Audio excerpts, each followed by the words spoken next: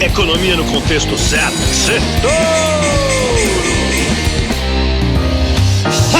Boa noite, Brasil e ouvintes da Jovem Pan. Bem-vindos a mais um Sextouro de Natal, com o resumo da semana econômica no contexto certo. E essa semana foi uma semana de furacões, terremotos e tsunamis. O dólar disparou, bateu 6,30. O Banco Central precisou fazer a maior intervenção diária no câmbio da história do Brasil. O Tesouro Nacional também interveio, com leilões extras para tentar acalmar o mercado e esfriar a disparada dos juros futuros. A Bolsa teve o pior dia em 2 anos. O mau humor já vinha desde a quinta-feira da semana passada com as preocupações fiscais, mas degringolou com a entrevista que o presidente Lula deu ao Fantástico no domingo. A semana até tá terminando melhor do que começou, né? A bolsa fechou caindo, mas o dólar apagou toda a alta, mesmo com a aprovação de um time do pacote fiscal, né? Que foi desidratado, mas ainda assim trouxe um alívio, já que sinalizou pelo menos um esforço conjunto do Congresso antes do recesso de fim de ano. A Bolsa caiu quase 2,5% na semana, né? As declarações do futuro presidente do Banco Central, Gabriel Galípolo, também ajudaram a melhorar o humor do mercado financeiro. Aliás, o que também ajudou hoje foi o presidente Lula, que postou um vídeo no X com o Galípolo e o Haddad dizendo que o Galípolo vai ser o presidente com mais autonomia que o Banco Central já teve. O mercado gostou e melhorou um pouco na hora, mas como eu disse, a Bolsa terminou com um pouco mais de 2% de queda, na casa dos 122 mil pontos.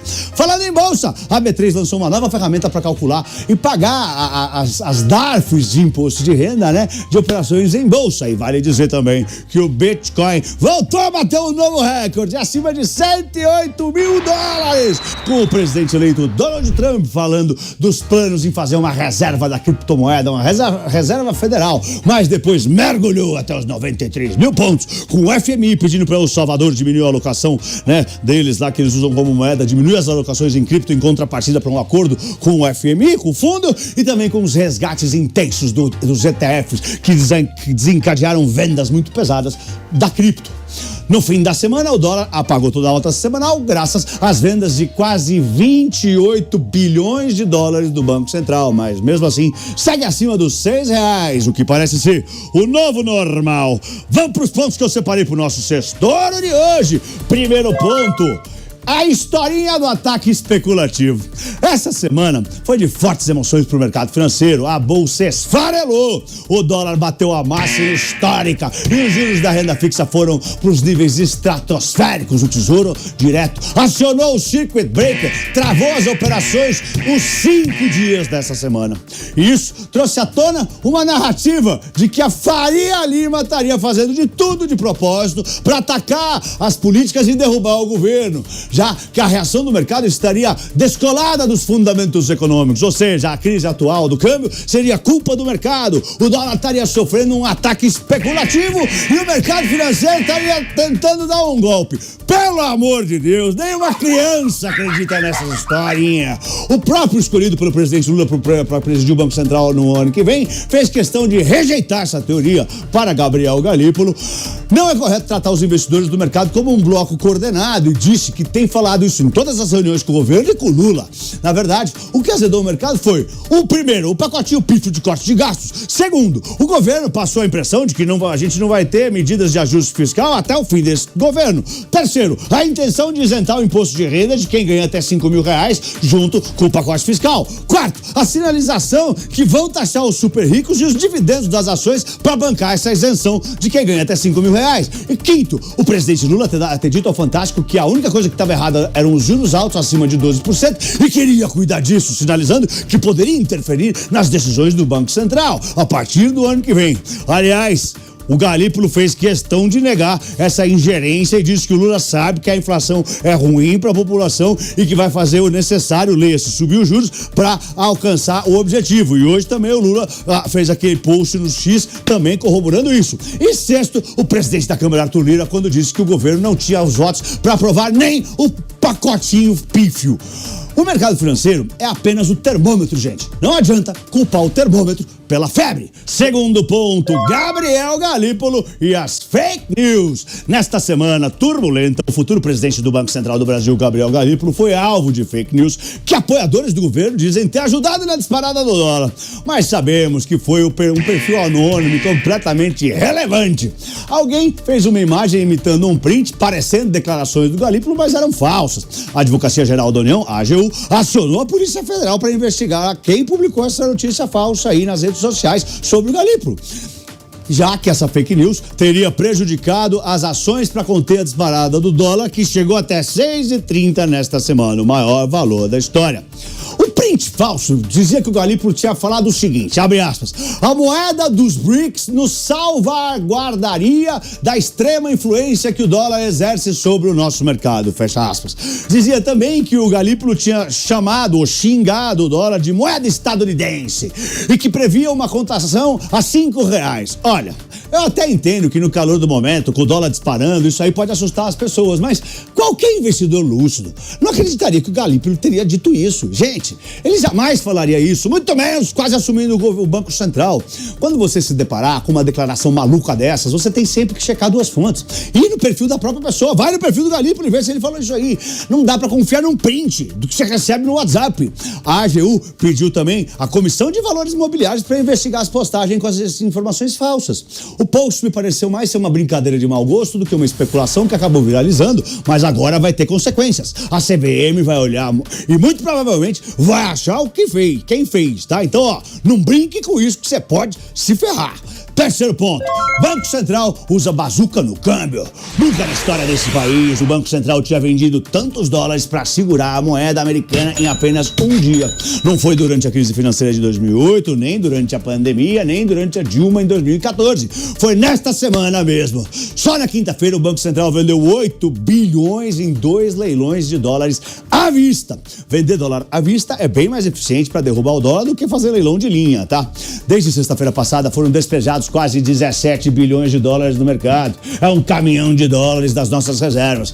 Se a gente contar com os leilões de linha, foram quase 28 bilhões de dólares. Nos primeiros dias, as intervenções não tiveram tanto efeito, porque o dólar continuou subindo, porque tinha muita demanda pelo dólar. Mas, na quinta-feira, dia da primeira bazucada, dia da intervenção histórica do Banco Central, o dólar caiu quase 3%. É o maior tombo em 2 anos. E saiu de 6,30 para 6,2. Na sexta, hoje, também, a segunda bazuca derrubou o dólar até 6,06, ou seja, apagou toda a alta da semana, mas ele ainda fechou acima de R$6.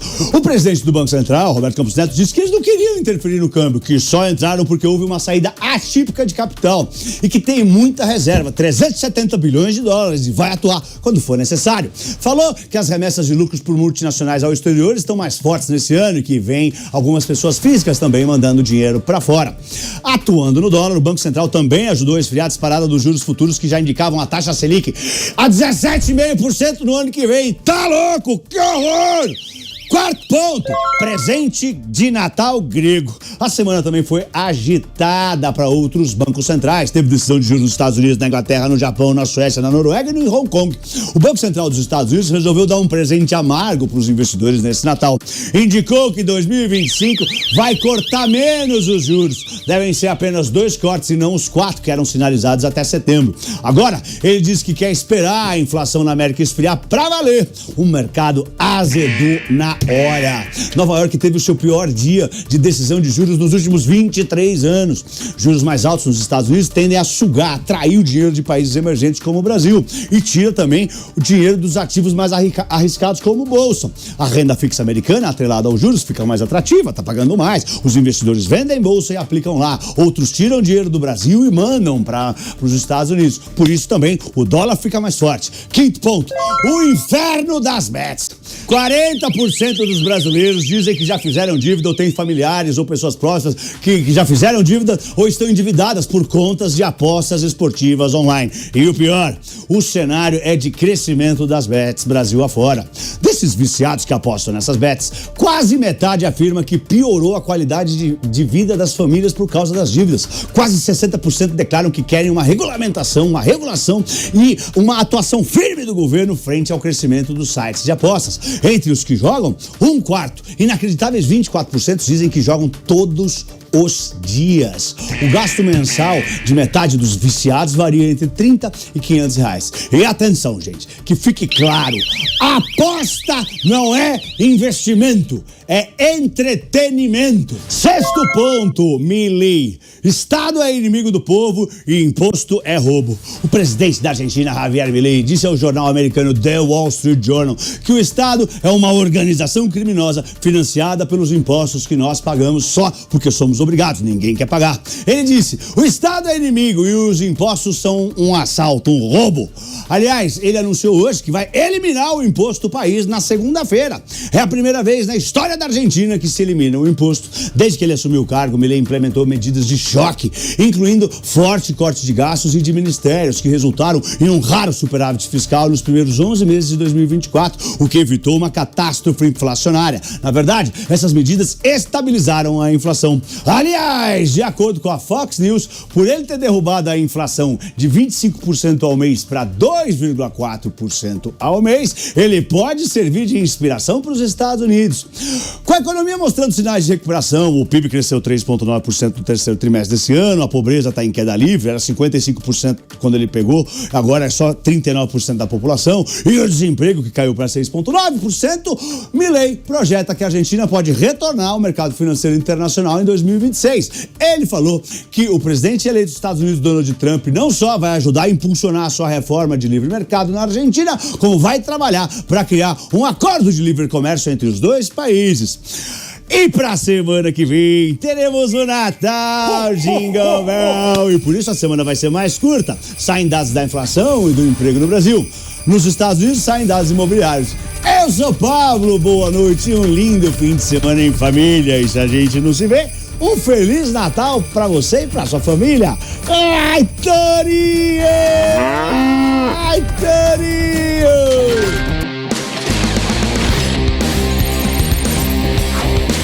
Economia no contexto certo. Certo!